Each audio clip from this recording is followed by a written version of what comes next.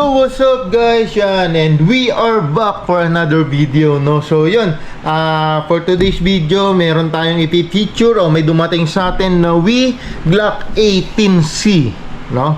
So, this is the Glock version na merong full auto, no?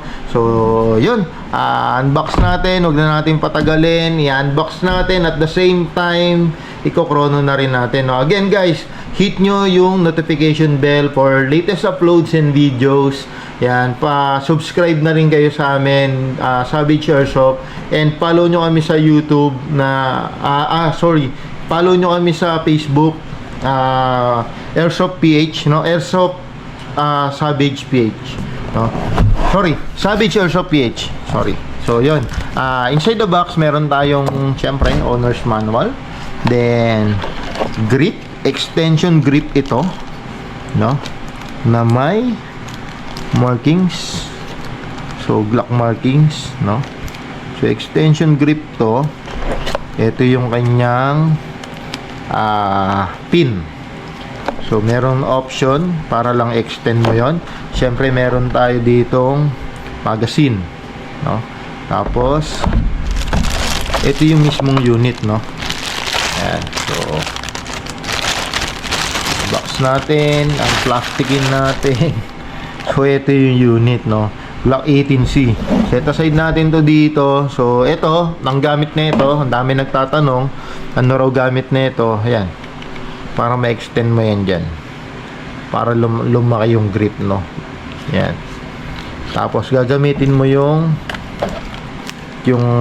pin, no. So yun, this is the version na merong full automatic. So ito, makikita nyo may single dot dito. So this means semi-automatic, and these two dots is pag nakaganyan yung lever o yung selector switch, naka full auto siya, no.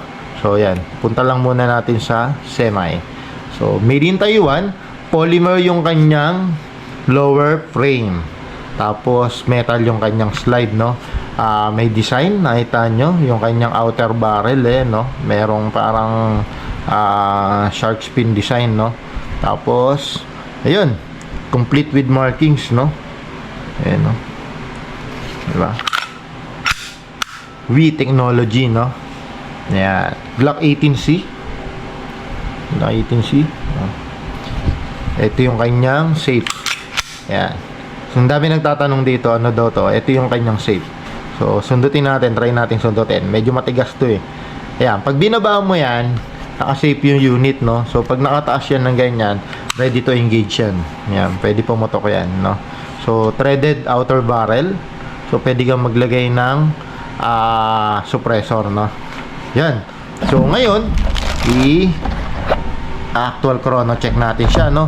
Gaano ba kalakas o ilang FPS ba yung ganito kahabang unit, no? So, first thing to do, which is brand new yung ating unit. So, kailangan yun, sprayan natin doon sa ibabaw ng nozzle para bumaba dito sa mga moving mechanism niya, yung moving parts niya, yung lube, no? Yung lubricant. We are using Pop Dyno silicone lube, no? So, ito sa magazine naman, nakita nyo, tuyong-tuyo. Huwag nyo nga hayaang maging ganyan yan. So, spray tayo dito sa ibabaw, sa gas route, no? Tapos, ito yung kanyang output valve. Tapos, ito yung kanyang input valve. So, lagi natin yan lalagyan. Lagi dapat basayan, no? So, ngayon, maglalagay tayo ng BBs 0.02, 0.20, no? 0.20. So, hindi kagaya na ibang pellet gun o ng ordinaryong pellet gun na dito nilalagyan. So, you need to pull back ito. Pull down mo yan. May opening dito. Itong large opening na to, wide opening na to, diyan ka maglalagay ng BBs. We are using 0.20 BBs and the loader. So, yan. Inject mo lang yan dyan. Tapos, make sure na perfect alternate mo, no? Naayos mo siya. Yan. So, since magko-chrono check lang tayo, lagyan lang natin siya ng papyaw. Yan, nakita nyo, may butas. Kailangan perfect alternate. And huwag nyong bibitawan to. Kailangan alalay. Yan. Tapos, gas out tayo. We are using Pop Dyno 12, no? 12 kg only, no? Lalakas ng bahagya yung unit nyo pag nag 14 kg kayo, pero mas mabilis yung wear and tear nun. So, hindi natin ina-advise yun. Ako, ayoko i-advise yun. Kung gusto mo ng malakas na unit, is either mag-rifle ka, no? Or mag-bolt action ka. So, yan. Tilt down. 8 seconds, no? Press for 8 seconds. So, 1, 2, 3, 4, 5, 6, 7, 8. Shortcut natin kasi konti lang naman yung ipapire natin na BBs, no? So, yun. Gagawin natin is ipasok to, no? Yun nga pala guys, kung makikita nyo, meron tayong mga uka-uka dyan, no? Baba natin to. May uka kayo nakikita. So, yun yung paglalagyan nito mga to, no? Itong nasa plastic na to, yun yung paglalagyan nyo. Yan. J, K, L, no? So, yan. Yan yung mga yon, no? Kailangan mailagay nyo yan dyan sa inyo kung ilalagay nyo, no? So, yan. Tapos, gagawin natin, syempre, gas up na siya. May bibis na pasok natin. Make sure na marinig nyo yung clicking sounds. Diba? Para hindi malaglag. So, this is the mag catch o mag-release. So, pindutin mo yan. Magre-release yung magazine mo. Yan. Ito yung slide lock, no? So, yun. Kasa natin. So, ready to shoot siya. Lapag muna natin ulit para syempre isasama ko kayo sa may huwagang chrono. So, yun, no? Move tayo dito. Set natin tong ating chrono sa 0.2 or 0.20 BBs, which is the standard basis ng mga game site pag nagko-chrono, no? So, yun. This is Glock 18C. Glock 18C firing. Grabe naman yung kick nun. 18C yan, 353. Ang ikli niyan, guys. 353 FPS, no? So, firing ulit. Grabe yung palo. Solid nun. 348, no? Grabe. 306. Double tap natin, ha? 329.8, no? 341. Grabe, consistent, ha? Double tap natin ulit. So, yun. Nag 274 kasi bumalik yung bala. So, pabalikin natin sa dati, 329. So, yun yung FPS niya, no? Yun. Nag-open slide. Alam na natin gagawin natin dyan. Lalapag natin ulit yung unit. Tapos, syempre, babalik tayo dito sa ating GoPro mount, no? Yan. Kaya niya sa susunod, no? Kaya na natin magpasweldo ng videographer natin. Pero hindi, mas gusto yung ganito lang yung banding natin. So, yun. Nag-open slide, meaning to say, nawalan siya ng BBs. May gagawin tayo, guys. I-remove natin yung magazine. I-slide down natin and, syempre, hammer down. Ang gagawin natin, hindi natin na-testing yung full automatic, no? So, maglalagay tayo ulit ng BBs para testingin yung full automatic, no? Yan. Para makita nyo rin. So, maglagay tayo ng yan. Yan yung karami, no? So, nakita nyo, bungi-bungi, guys. Huwag nyo nga hayaan na ganyan, ha? Kailangan, yan. Perfect alternate, no?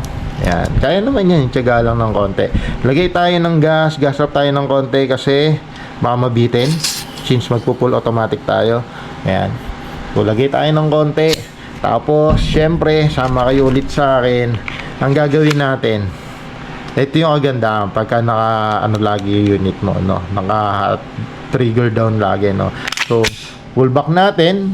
So, switch natin ngayon sa full automatic, no? So, yan. Lapag muna natin ulit yung unit natin. Check natin kung ano yung response ng full automatic, no? So, masaya to. Yan. Balik tayo dun sa ating chrono. This is the last chrono, no, natin na 338. So, eto. Naka full automatic to. Check natin, no? Glock 18C full automatic testing. Grabe. Grabe naman to. 790 na 19.1. Grabe yung joule, man. 5.94, ganun kalakas. Check natin. Grabe. Grabe pumalo yun, no? So, yun. Yun, doon tayo nagtapos, no? Pero grabe yun, ah. So, nag-open slide. Yan. Ibig sabihin, wala na ulit siyang BB. So, pagpahingay na natin siya. Grabe yun, ah. Grabe. Sobrang solid nung full auto na yun.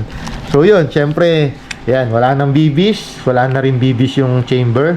So, first thing to do, always remove the magazine first. Then, syempre, slide down and trigger down or hammer down, no? So, yun. Ito yung Glock 18C ng Wii. Grabe, napaka-brutal niya, no? So, yun. Again, guys, ito, extension niya lang yan.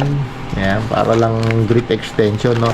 So, yun. Conclusion, grabe. Ang ganda ng performance. Ikli niya, guys. Sobrang ikli niya. Pero ang maganda sa kanya, hindi papaabog yung FPS niya, no. malutong yung bitaw, masakit yung tunog. Lalo yun, balik natin to sa semi, yung kanyang full auto, no, yung kanyang switch. Yan. So grabe to, napakatigas nito. No. Good stuff ulit, no. So yun. Yun guys, subscribe lang kayo sa amin. Follow nyo kami sa Facebook namin, Savage Airsoft PH. Hit nyo yung notification bell dito sa ating YouTube para updated kayo sa mga bagong uploads natin, no? So, yun. Maraming salamat. Subscribe lang kayo. Thank you po, Savage Airsoft. Thank you po.